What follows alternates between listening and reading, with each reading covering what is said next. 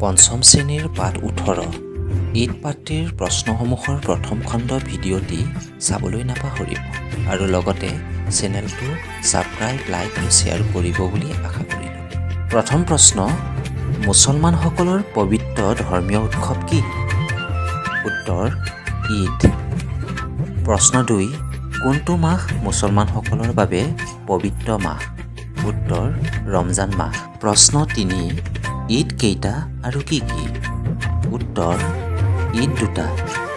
এটাৰ নাম ৰমজান ঈদ বা ঈদ উল ফিতৰ আৰু আনটো হ'ল বকৰী ঈদ বা ঈদ উজ জোহা।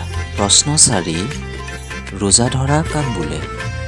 উত্তৰ ৰমজান মাহত প্ৰাপ্তবয়স্ক মুছলমানসকলে পবিত্ৰ অন্তৰসহ গোটেই দিনটো পানী এটুপিও নোখোৱাকৈ উপবাসে থাকে। এই উপবাসক ৰোজা ধৰা বোলে। প্ৰশ্ন 5, ৰোজা ৰখাৰ কাল কেতিয়া অন্ত পৰে?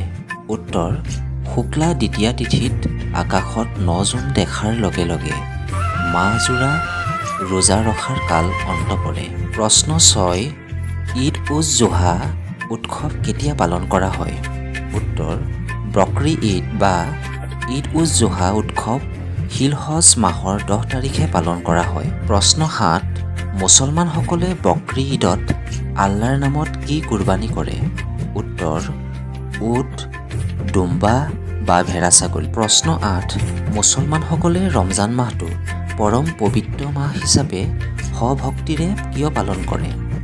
উত্তৰ ইছলাম ধৰ্মৰ প্ৰৱৰ্তক হজৰত মহম্মদে ৰমজান মাহত হেৰা পৰ্বতৰ গুহাত ধ্যানমগ্ন হৈ আল্লাহৰ কৰুণা লাভ কৰি আল্লাহৰ বাণীসমূহ জনসমাজত প্ৰচাৰ কৰিছিল। এই বাণীসমূহক লৈয়ে ইছলাম ধৰ্মৰ পবিত্ৰ গ্ৰন্থ কুৰাণ শ্বৰীফৰ উৎপত্তি হয়।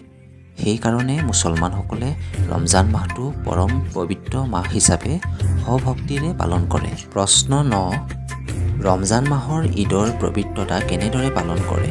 উত্তৰ ৰমজান মাহটো মুছলমানসকলৰ বৰ পবিত্ৰ মাহ।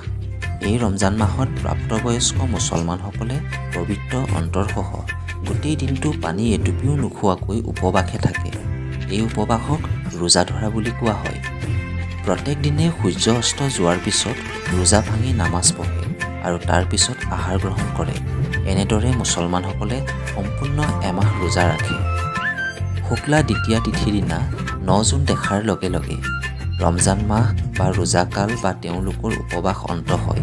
সেইদিনা মুছলমানসকলে দুখীয়াক দান দক্ষিণা প্ৰদান কৰে আৰু পুৱা সকলোৱে ন সাজপাৰ পিন্ধি ঈদগাহ মৈদামত সমূহীয়া নামাজ পঢ়ি ভক্তি, শ্ৰদ্ধা, স্নেহ প্ৰীতিৰ আদান প্ৰদান কৰি আত্মীয় কুটুম্বক আদৰ সমাদৰ জনায়। প্ৰশ্ন 10, বকৰী ঈদ বা ঈদ উজ জোহাৰ সৈতে জড়িত থকা ধৰ্মীয় স্মৃতিজড়িত ঘটনাটো কি লিখা? উত্তৰ বকৰী ঈদৰ লগত জড়িত থকা ধৰ্মীয় ঘটনাটো হ'ল হজৰত মহম্মদৰ পূৰ্বপুৰুষ হজৰত ইব্ৰাহিম খলিল উল্লাহ এগৰাকী অতি ঈশ্বৰপৰায়ণ লোক আছিল। ইব্ৰাহিমে তেওঁৰ অতি মৰমৰ কনিষ্ঠ পুত্ৰ ইছমাইলক আল্লাহৰ নামত কুৰবানী কৰিবলৈ আল্লাহৰ পৰা আদেশ লাভ কৰে। পৰম ভক্ত ইব্ৰাহিমে আল্লাহৰ আদেশত নিজ পুত্ৰক কুৰবানী দিবলৈ সংকোচ কৰা নাছিল আৰু নিজ পুত্ৰৰ গলত ছুৰীৰে আঘাত কৰিবলৈ লওঁতে আল্লাহে সন্তুষ্ট হৈ ইছমাইলৰ সলনি এটি উট, দুম্বা বা ভেড়া ছাগলীক কুৰবানী কৰিবলৈ আদেশ দিলে। প্ৰশ্ন 11, ঈদৰ পবিত্ৰতাৰ মাজেৰে মুছলমানসকলৰ কি কি মনোভাৱ প্ৰকাশ পায়? উত্তৰ ঈদৰ পবিত্ৰতাৰ মাজেৰে মুছলমানসকলৰ হৃদয়ত আত্মসংযম, পবিত্ৰতা, আত্মীয়তা, ক্ষমা, দয়া আদি মানৱীয় গুণসমূহৰ বিকাশ ঘটে আৰু ধৰ্মীয় ভাৱ সুদৃঢ় হয়।